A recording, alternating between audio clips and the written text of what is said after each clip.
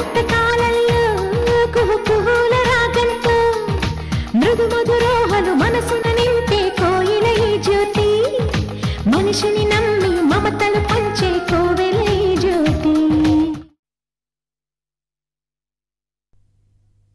స్నేహ, అప్పుడప్పుడు వస్తావు కదూ.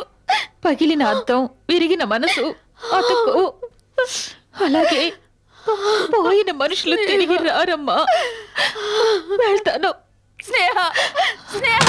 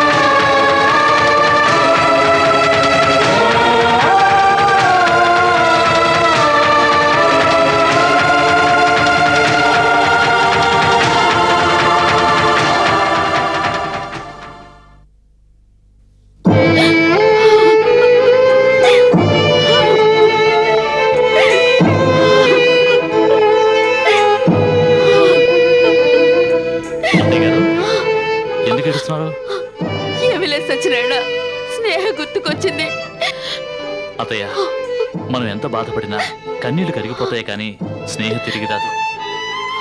స్నేహ ఎక్కడికి వెళ్ళింది? మనందరి మనసులో బతికే ఉంది.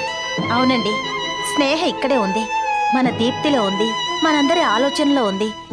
ఊహల్లో మనసులో ఉన్న వాళ్ళకి మరణం ఉండదు, బాధపడకండి.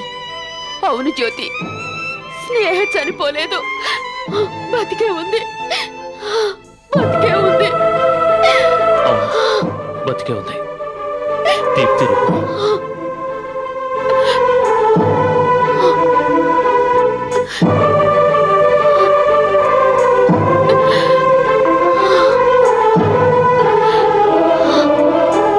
స్నేహ, నువ్వు చనిపోలేదు, చనిపోకూడదు, ఎక్కడున్నా సుఖంగా ఉండు.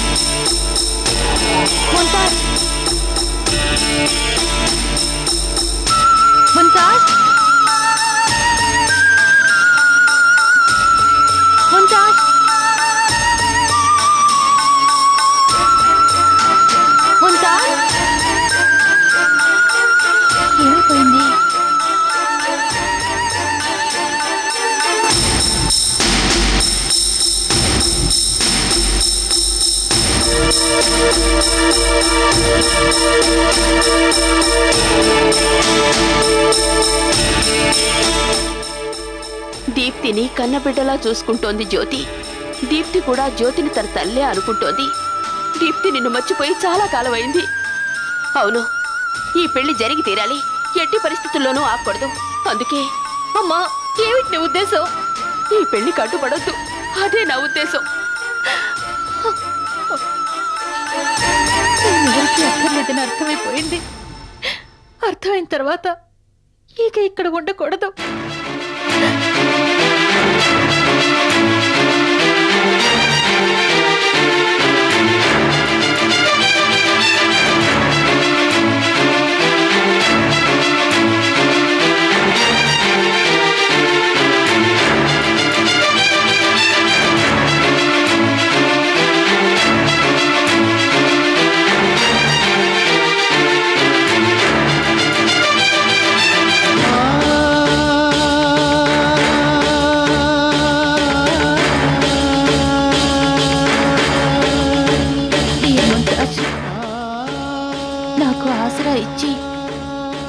ఆదుకున్నావు. ఈ మేలు ఎప్పటికీ మర్చిపోలేను. నేను నవమాసాలు మోసి కని పెంచిన దీప్తి నన్ను చూసి జడుసుకుంది.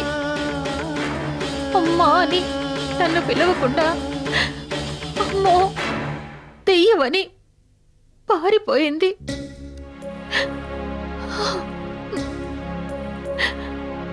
నన్ను నవమాసాలు మోసి కనిపెంచిన తల్లి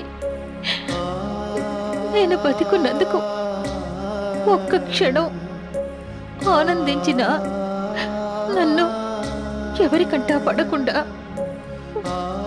వెళ్ళిపోమ్మంది. అమ్మ ఒడి ఆనందం పంచుతుందనుకుంటే కంట తడినే మిగిల్చింది. కాదు కూడదు, నువ్విక్కడి నుంచి వెళ్ళిపోంది.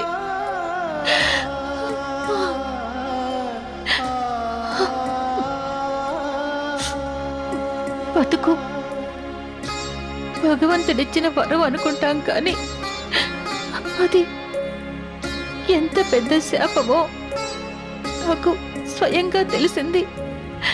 నేను వెళ్ళిపోతున్నాను ముంతాజ్. నువ్వుంటే నీకు చెప్పి వెళ్దాం అనుకున్నాను.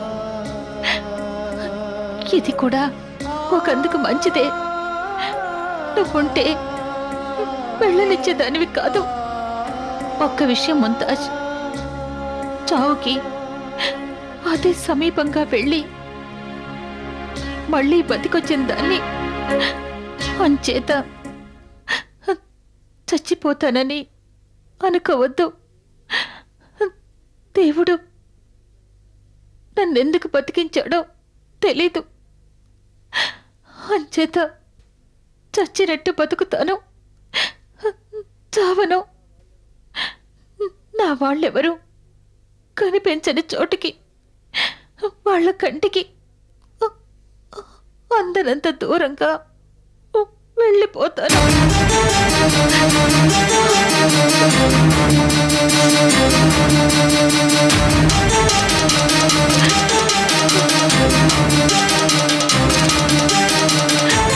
మా వాళ్ళెవరైనా నీకు కనిపించినా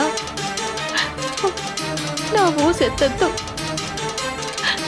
నేను బతికున్నానని వాళ్ళకి చెప్పద్దు. దయచేసి నాకు ఏ సహాయం చెయ్యి. తప్పదు, నువ్వు చేయాలి. ఎందుకంటే నువ్వు నాలాగే ఆడదానివే.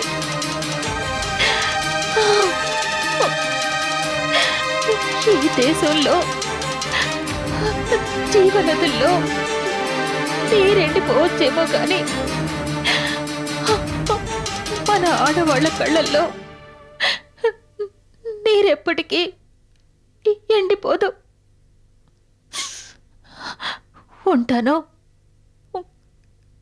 కాదు, వెళ్తాను. స్నేహశీలి స్నేహ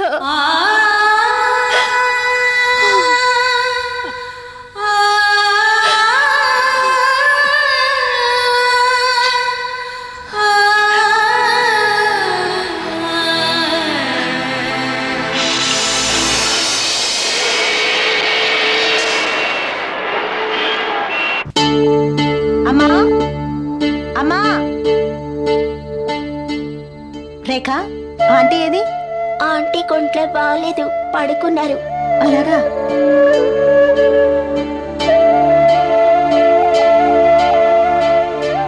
అమ్మా అమ్మా, ఏమైంది? ఏమీ కాలేదమ్మా. వదినా, నువ్వు వెళ్ళినప్పటి నుంచి ఆంటీ జ్వరంతో పడుకొని ఉంది. ఏమిటమ్మా ఒళ్ళిలా కాలిపోతుంటే ఏమీ కాలేదంటావేంటి? హాస్పిటల్కి వెళ్ళావా? కంగారు పడాల్సింది ఏమీ లేదమ్మా, అదే తగ్గిపోతుంది. అలానే జ్వరాన్ని అశ్రద్ధ చేస్తారా? వదినా, ఆంటీ హాస్పిటల్కి వెళ్ళాలనుకున్నారు, కానీ ఆంటీ దగ్గర డబ్బులు లేవు. అవునా అమ్మా? నీ దగ్గర డబ్బు లేనప్పుడు నాకు ఫోన్ చేయొచ్చు కదా. ఎందుకు జ్యోతి, నువ్వు పనిలో ఉంటావు. నేను ఫోన్ చేస్తే నువ్వు పని మానుకుని వస్తావు. అది నాకు ఇష్టం లేదు, అందుకే ఫోన్ చేయలేదమ్మా. ఏమిటమ్మా నీ మాటలు? నీకన్నా నాకు ఈ ప్రపంచంలో ఏది ఎక్కువ కాదు. లే, హాస్పిటల్కి వెళదాం. అక్కర్లేదు జ్యోతి, రేపటికి అదే తగ్గిపోతుంది. కాదు, ఇప్పుడు మనం హాస్పిటల్కి వెళ్తున్నాం.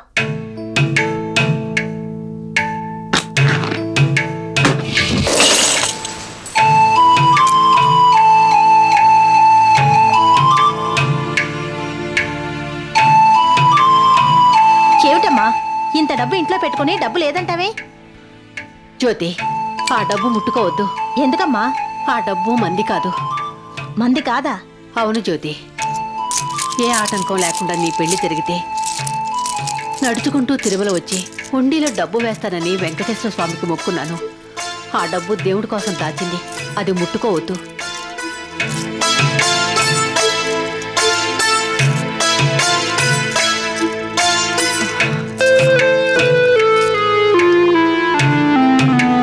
అమ్మా, ఏ దేవుడు మనుషుల్ని కష్టపెట్టి డబ్బు తీసుకోవాలనుకోడు.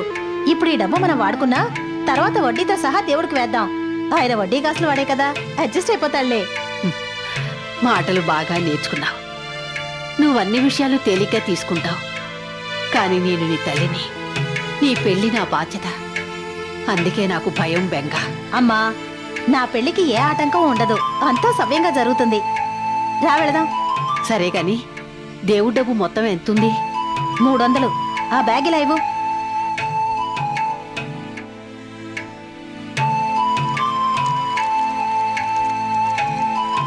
జ్యోతి, జీతం రాగానే ఆ 300కు ఇంకో 116 కలిపి హుండీలో వేయి.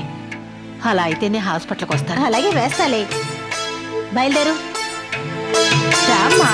ఉండు.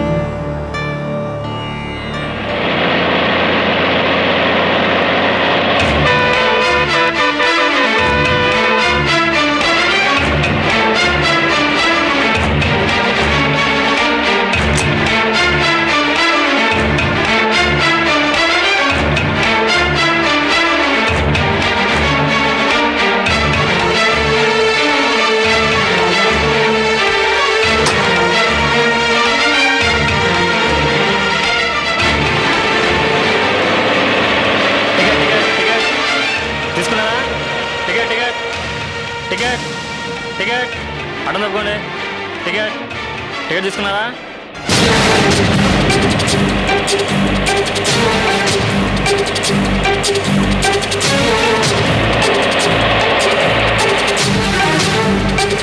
అమ్మా టికెట్ మా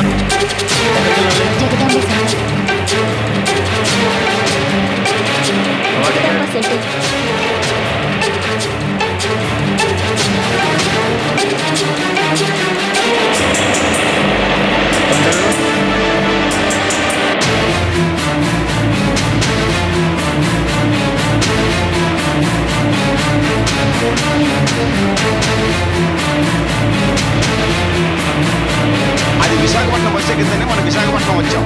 మన కట్టపడలేదు. ఎలా తప్పించుకుందరా? ఎక్కడికి తప్పించుకుంటుందిరా? అది ఏదో ఒక రోజు మన కంట పడుతుంది. అది అప్పుడు దాని అంతు చూద్దాం.